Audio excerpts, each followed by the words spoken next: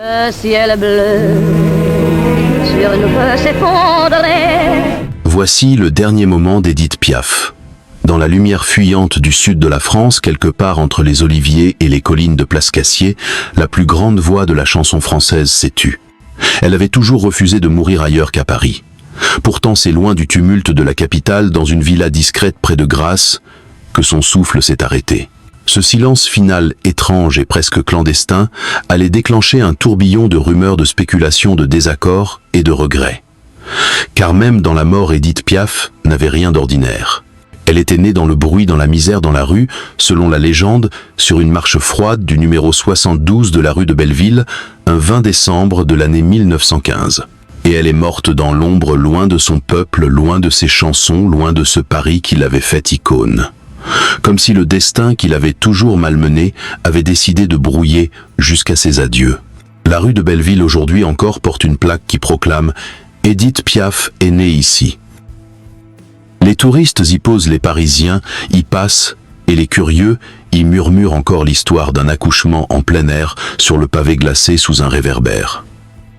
C'est une belle histoire, une histoire de pauvreté digne de grandeur née dans la poussière. Mais ce n'est qu'un mythe. La vérité est ailleurs, dans les registres administratifs. On apprend qu'Édith Giovanna Gassion a vu le jour à l'hôpital Tenon, un peu plus loin toujours dans le 20e arrondissement. Et pourtant, le conte résiste. Il est là accroché aux briques rouges plus fort que les actes de naissance. Il dit tout ce qu'a été Piaf, une femme qui s'est construite à coups de légendes de douleur, transformée en or de chute, réinventée en triomphe. La gamine de la rue de Belleville, la môme qui chantait pour survivre, allait devenir la voix d'une nation, l'âme d'un siècle, l'ultime incarnation du tragique en musique. Mais ce que personne ne savait, c'est que son dernier souffle allait être lui aussi emporté par un mensonge. Car sa mort ne fut pas simple, ni dans sa forme, ni dans son annonce. Officiellement, elle s'est éteinte le 10 octobre de l'année 1963. Mais son corps ne fut ramené à Paris que plus tard, dans le secret le plus total. La nouvelle de sa disparition fut rendue publique le lendemain, le 11 octobre. Pourquoi ce décalage? Pourquoi cette discrétion inhabituelle? Certains affirment qu'on a voulu cacher l'endroit exact, effacer Plascassier de la carte, préserver une légende qui exigeait que la grande Piaf meure à Paris, comme elle était née à Paris. D'autres racontent que l'un de ses proches a pris sur lui de transporter sa dépouille sans déclaration dans une voiture banale pour permettre un dernier adieu dans sa ville natale. Un dernier tour de piste dans la ville de ses douleurs et de ses gloires. Une sorte de retour clandestin à la lumière. La vérité, elle s'est perdue dans les méandres des souvenirs, des témoignages contradictoires, des silences volontairement gardés. Ce qui est certain, c'est que sa mort a déclenché un raz de marée. Le 14 octobre, des dizaines de milliers de personnes ont envahi les rues de Paris pour l'accompagner jusqu'au cimetière du Père-Lachaise. Il y avait des anonymes en larmes, des artistes égarés, des hommes politiques en retrait. Et pourtant, l'Église refusa de lui accorder une messe en raison de sa vie privée tumultueuse, de ses mariages, de ses excès. Ce refus vécu par beaucoup comme un affront renforça encore la dimension tragique de ces derniers instants. Édith Piaf, adulée par le peuple, ignorée par les puissants. Adorée sur scène, rejetée sur le parvis des églises. Comme si jusqu'au bout elle avait été déchirée entre la grâce et la damnation. Et c'est dans cette tension, cette contradiction permanente entre le sacré et le profane que réside le cœur de notre histoire. Dans cette vidéo, nous allons retracer non seulement le parcours de cette femme hors du commun, mais aussi la manière dont la société l'a façonnée, célébrée puis abandonnée. Nous parlerons de ses amours, de ses deuils, de ses chansons éternelles. Mais surtout, nous lèverons le voile sur les heures sombres, sur les douleurs invisibles, sur les non-dits qui ont jalonné sa vie et sa fin. Vous découvrirez pourquoi Édith Piaf, derrière sa voix céleste, portait un poids terrestre insoutenable. Pourquoi son dernier voyage fut à la fois un adieu et une dissimulation. Et pourquoi encore aujourd'hui son nom fait trembler les pierres de Paris. Car certaines étoiles refusent de s'éteindre. Elles brillent dans le mensonge, elles réchauffent dans la douleur, et elles chantent même après le silence. Avant d'être une légende, Édith Piaf fut une enfant perdue dans le tumulte d'un Paris ouvrier. Née dans une famille brisée, abandonnée très tôt par une mère chanteuse de rue et un père acrobate de cirque, elle passa ses premières années ballottées entre misère, négligence et solitude. C'est dans un bordel de Normandie, tenu par sa grand-mère paternelle, qu'elle fut élevée. Là, bas entourée de prostituées aux gestes tendres, elle connut ses premières attentions maternelles. Atteinte d'une kératite à l'âge de 2 ans, elle fut aveugle pendant plusieurs mois. Plus tard, elle racontera que c'est par une sorte de miracle, après un pèlerinage à Lisieux, en l'honneur de Sainte Thérèse, qu'elle retrouva la vue. Ce récit, bien qu'empreint de religiosité populaire, forgea l'image d'une enfant bénie touchée par la grâce et la douleur dès le berceau. Dès l'adolescence, Piaf choisit la rue comme scène. Elle chante pour survivre dans les quartiers populaires, au coin des cafés, sur les trottoirs, dans un Paris encore marqué par la guerre et la pauvreté. À 10 à 7 ans, elle donne naissance à une fille, Marcelle, qui meurt 2 ans plus tard d'une méningite. Cette perte qu'elle évoquera rarement la marquera à jamais. Puis un soir de 1935, sa voix rauque et bouleversante attire l'attention de Louis Leplay, propriétaire du cabaret Le Djerny sur les Champs-Élysées. Il devient son mentor, la rebaptise la môme Piaf, la petite Piaf, l'argot parisien pour désigner un petit moineau. Grâce à lui, elle passe du trottoir à la scène de la misère à la lumière. Mais 1 an plus tard, Leplay est retrouvé assassiné. La presse s'empare du scandale, Édith est interrogée, soupçonnée. Sa carrière naissante semble brisée d'un coup. Il lui faudra l'appui du parolier Raymond Assau pour reconstruire son image, réapprendre à chanter avec élégance, prononcer avec clarté, habiller sa voix de dignité. Les années 40 voient l'ascension fulgurante d'Édith Piaf. En pleine occupation, elle enregistre ses premiers succès. Mon légionnaire, l'accordéoniste, l'hymne à l'amour. Elle se produit dans des cabarets fréquentés par des officiers allemands, ce qui lui vaudra des soupçons à la Libération. Pourtant, de nombreux témoignages affirment qu'elle a aidé des résistants cachés des Juifs et même organisé la falsification de papiers pour faire évader des prisonniers. Ces contradictions alimentent sa légende. Elle est à la fois muse et militante, patriote et pragmatique. Après la guerre, sa carrière explose à l'international. Elle conquiert l'Amérique où elle est accueillie comme l'incarnation de l'âme française. Ses bras frêles, sa robe noire, ses yeux immenses et sa voix brisée fascinent. Chaque chanson devient un cri, une prière, une confession. La vie en rose, écrite en 1945, la propulse au rang de mythe vivant. Édith ne chante pas seulement l'amour, elle le saigne. Mais derrière le rideau, la douleur ne la quitte jamais. Elle enchaîne les histoires passionnelles, les drames sentimentaux, les tragédies privées. Son grand amour, le boxeur Marcel Cerdan, meurt dans un accident d'avion en 1949. Édith sombre dans le chagrin, compose pour lui Hymne à l'amour et entame une descente aux enfers. Les années 50 sont celles des excès alcool-médicaments, tournées interminables accidents de voiture. En 1951, un crash lui laisse des séquelles terribles, douleurs chroniques qu'elle tente d'apaiser avec la morphine. À partir de là, la dépendance s'installe. Elle devient fragile, instable, souvent hospitalisée. Mais chaque fois qu'elle monte sur scène, la magie opère. Elle saigne pour le public, puis s'effondre dans les coulisses.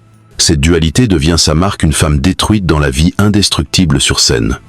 À la fin des années 50, alors que la musique évolue, que les yéyés apparaissent, Piaf reste une institution.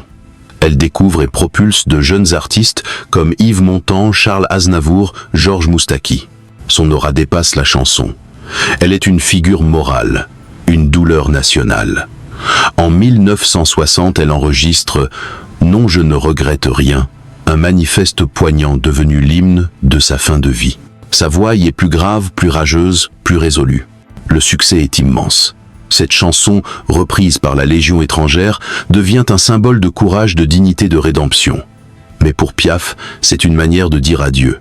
Elle sait qu'elle est condamnée, que son corps lâche, que les concerts deviennent des épreuves. Et pourtant, elle continue. Elle chante jusqu'à l'épuisement, jusqu'à l'effondrement. Comme si sa voix pouvait repousser la mort, comme si chanter était une façon de survivre un peu plus longtemps. Il y eut d'abord les douleurs sourdes et persistantes. Celles que le public ne voyait pas, que les projecteurs ne pouvaient dissiper. Après l'accident de voiture de l'année 1950, et un Édith Piaf se mit à consommer des médicaments antidouleurs à haute dose. La morphine, puis la cortisone. Et avec elle, la dépendance, le flou, la chute progressive du corps. Mais jamais de la voix. Sur scène, elle continuait à briller. À l'Olympia, au Carnegie Hall, à Bobino. Elle chantait comme si sa vie en dépendait. Et c'était le cas. Plus elle souffrait, plus elle chantait. Plus elle chantait, plus elle tenait debout. Mais en coulisses, la silhouette se courbait. Les mains tremblaient. L'appétit disparaissait. Le poids fondait. Certains disent qu'à la fin, elle pesait à peine plus de 37 kilos. Une ombre, une voix suspendue dans un corps brisé. Puis vinrent les hommes. Tous attirés par sa lumière, tous happés par son vertige. Après Marcel Cerdan, elle aima d'autres hommes, des chanteurs, des comédiens, des compositeurs. Yves Montand, Gilbert Bécaud, Charles Aznavour, Georges Moustaki. Certains furent ses protégés, d'autres ses amants, souvent les deux. Mais aucun ne remplaça jamais le boxeur disparu. Marcel était son seul amour absolu, son seul point fixe. Sa disparition l'avait laissée orpheline d'elle-même. Chaque nouveau compagnon était une tentative désespérée de recoller les morceaux. Mais plus elle cherchait la tendresse, plus elle semait l'angoisse. Les crises étaient fréquentes, les disputes violentes, la jalousie permanente. Elle aimait avec excès, avec angoisse, avec cette peur panique d'être abandonnée. Et quand les hommes partaient, elle se réfugiait dans les tournées, dans les médicaments, dans le silence. Ce fut au tournant des années 60 que l'illusion commença à se fissurer sérieusement. Piaf était encore adulée, mais son corps ne suivait plus. Les concerts devenaient des épreuves. À chaque date annoncée, les organisateurs croisaient les doigts pour qu'elle tienne jusqu'à la fin. Il arrivait qu'elle s'effondre avant la dernière chanson. Parfois, il fallait l'aider à tenir debout en coulisses. Elle chantait, malgré les perfusions, malgré les hospitalisations, malgré les avertissements des médecins. Le public, lui, ne voyait qu'une femme courageuse, habitée, transfigurée par la scène. Il ne voyait pas les draps d'hôpital, les fauteuils roulants, les visages inquiets. En 1960, lors de son récital mythique à l'Olympia, elle donnait l'illusion d'être invincible.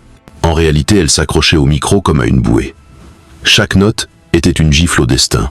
Et pourtant, dans ce chaos, un nouvel homme entra dans sa vie. Il s'appelait Théo Sarapo, de son vrai nom Théophanis Lamboukas. Il avait 26 ans, elle 47. Le contraste était saisissant. Il était beau, calme, discret.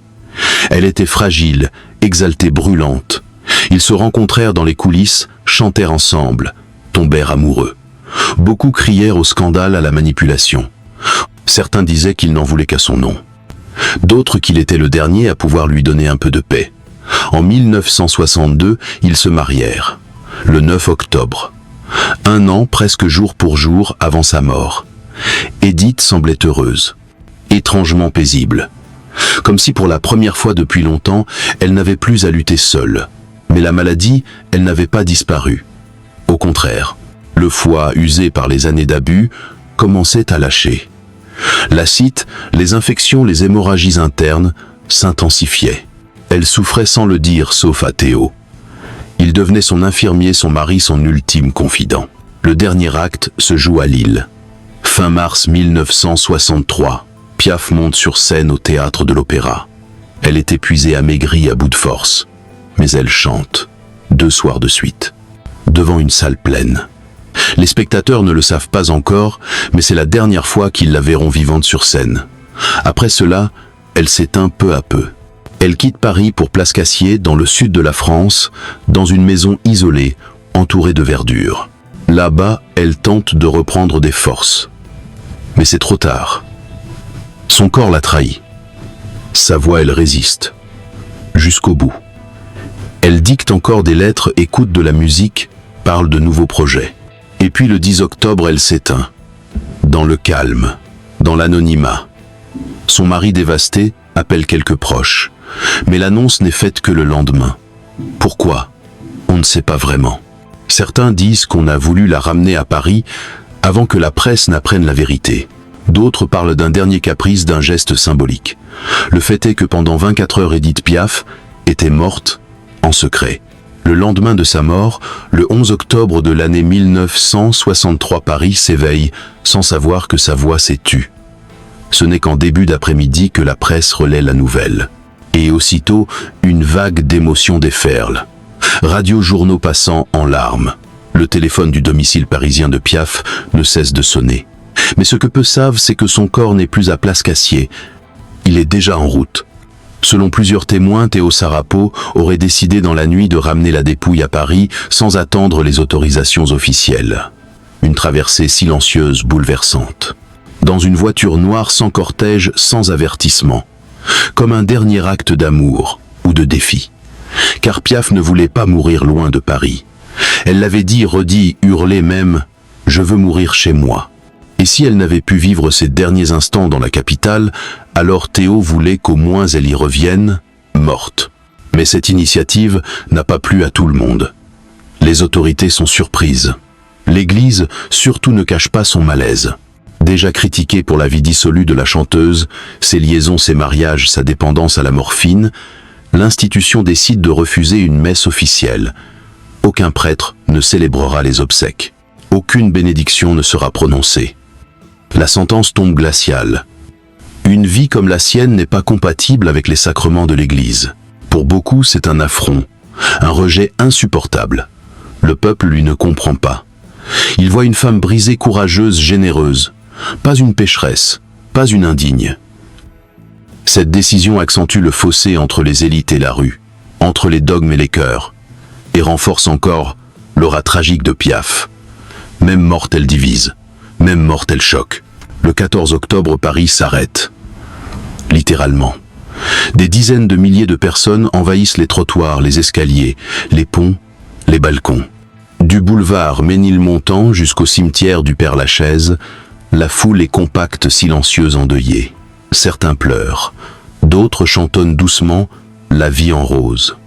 Quelques-uns brandissent des photos en noir et blanc. D'autres restent muets, bras croisés.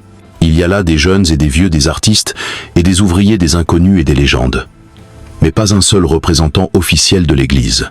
Piaf entre au Père-Lachaise, comme elle a vécu, sans protocole, sans oraison, mais portée par l'amour du peuple. Et ce jour-là même, les taxis parisiens s'arrêtent. Plus d'1 millier d'entre eux coupent leur moteur en signe de deuil. Le cœur de la ville brièvement cesse de battre. Pour elle. Après l'enterrement, les rumeurs reprennent. Elles courent, s'enflamment, se contredisent. Certains affirment qu'elle était déjà morte depuis la veille au soir et que son décès a été maquillé pour permettre un retour discret à Paris. D'autres évoquent un document médical falsifié, un certificat antidaté des proches en conflit. Le flou demeure. Les versions se multiplient. Même les proches de Piaf, interrogés des années plus tard, donnent des récits divergents. Certains parlent de vomissements de sang, d'autres d'un simple endormissement paisible. Il est question de fièvre, de cris, de prières, de mots, d'amour murmurés à Théo. Rien de tout cela n'est confirmé. Mais une chose est certaine, sa mort fut solitaire. Malgré l'amour de son mari, malgré les lettres de ses fans, malgré l'admiration universelle, Piaf s'est éteinte loin des siens. Pas de famille, pas de médecin à ses côtés. Une fin en retrait, en marge. Et puis il y eut l'image, celle qui hante encore les souvenirs. Un cliché en noir et blanc pris en douce quelques heures avant la mise en bière. Le visage émacié, les yeux clos, les mains jointes. On y voit une femme épuisée, presque enfantine. Rien à voir avec la diva en robe noire. Rien à voir avec la star des tournées mondiales. Ce corps fragile, c'est celui d'une femme qui a tout donné, tout vécu, tout brûlé. En quelques décennies, Édith Piaf a traversé plus de souffrances que bien des vies réunies. Chaque ride est une chanson, chaque cicatrice un poème. Et ce visage, figé, paisible, presque trop paisible, semble dire « c'est fini, maintenant je dors ». C'est peu, être cela la vérité noire. Non pas un scandale, non pas une erreur. Mais cette évidence insupportable, même les légendes meurent seules. Quand on repense à Édith Piaf, on pense à une voix. Une voix qui transperce, qui déchire, qui élève. Mais derrière cette voix, il y avait un corps, une chair, un être. Et c'est peu. Être là que réside le malentendu fondamental. La France a adoré sa voix, mais a-t-elle su aimer la femme ? Pendant des années, on a applaudi la douleur sublimée sans toujours regarder celle qui en souffre vraiment. Piaf chantait la perte, l'abandon, le manque, et le public ému en redemandait. Mais que faisait-on pour elle une fois le rideau tombé ? Peu, être rien, ou trop peu, comme si elle avait été sacrifiée à l'autel de la beauté tragique. Une madone populaire, mais sans sanctuaire. Le silence de l'Église lors de ses funérailles en est l'un des symboles les plus frappants. Ce refus au nom de la morale interroge. Peut-on refuser une bénédiction à celle qui toute sa vie a offert de l'amour ? Peut-on juger une existence à travers ses fautes ? sans jamais voir ses pardons, ses gestes tendres, ses sacrifices. Piaf a fait des erreurs, oui, mais elle a aussi porté des âmes réconciliées, des cœurs rassemblés, des peuples. À travers ses chansons, elle a donné à la France une profondeur, une mélancolie, une grandeur rare. Elle a été une cathédrale vivante, et pourtant, aucune cloche n'a sonné pour elle. Et puis, il y a ce retour nocturne à Paris, ce trajet improvisé presque clandestin. Théo Sarapo seul dans la voiture ramenant le corps d'Édith comme on ramène une promesse, un vœu. Cet acte à la fois fou et bouleversant dit tout de leur amour. Mais il dit aussi quelque chose de la solitude dans laquelle Piaf a fini.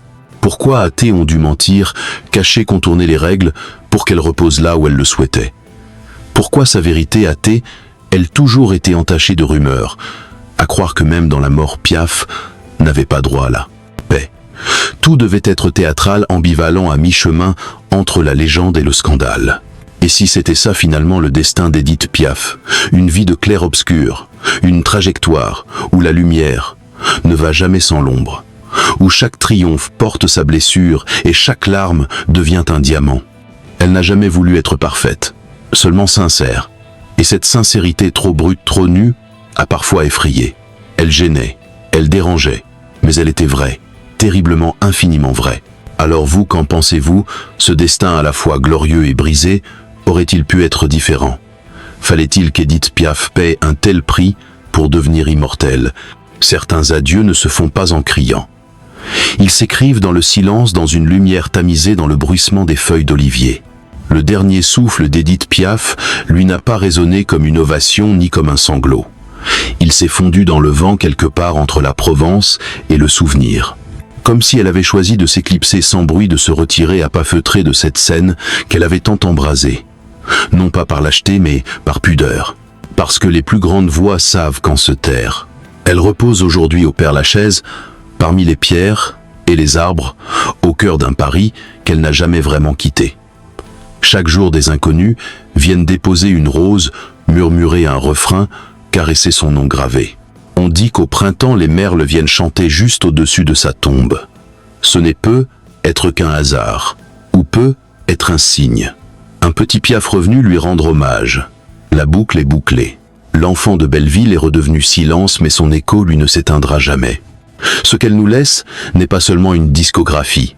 Ce sont des frissons, des fragments de vie, des instants suspendus. Lorsqu'on entend « La vie en rose », ce n'est pas simplement une chanson d'amour.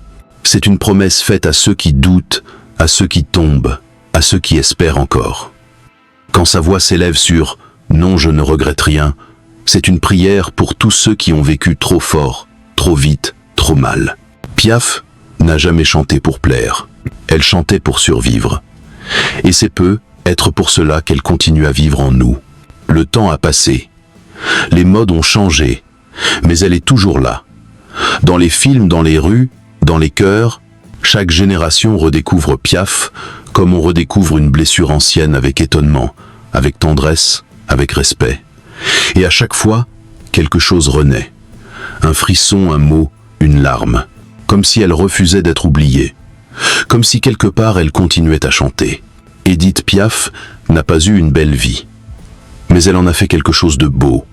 Elle a façonné sa douleur en or, ses chutes en envolé, son chaos en art.